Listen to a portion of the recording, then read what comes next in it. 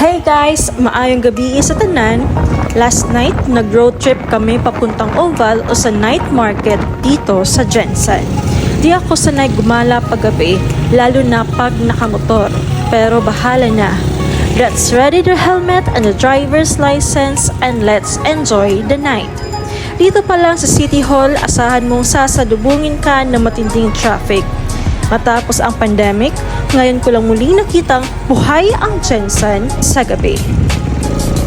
Maswerte nga kami at nakahanap pa kami na mapag-parkingan. Tara! Pagpasok mo pa lang, agad nabubungad sa inyo ang buhay, makulay at maliwanag na lugar na ito.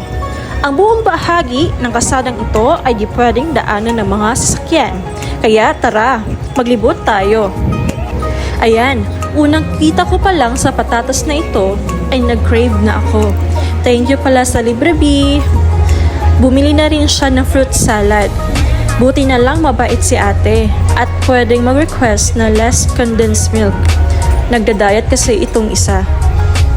It's taste test time. In fairness, masarap ang mga foods nila dito. Worth it.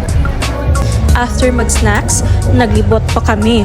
At sobrang dami pang foods na mapagpipilian. Kayo na bahalang tumingin at pumili. Kung akala nyong puro foods lang ang mayroon dito, nagkakamali kayo. May banda rin dito. May makikita rin kayong mga borloloy na pang-rock, mga toys, school supplies, mga damit tulad ng ukay, mga native products, phone accessories, and take note, mapipili niyong lahat sila sa murang halaga. Ipang ko ano, pang civil service.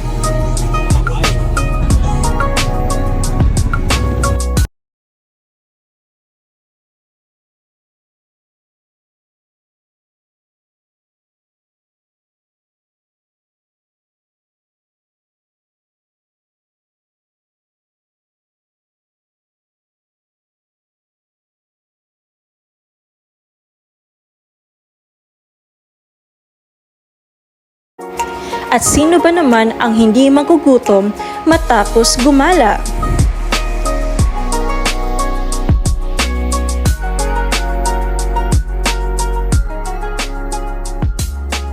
Thank you for watching!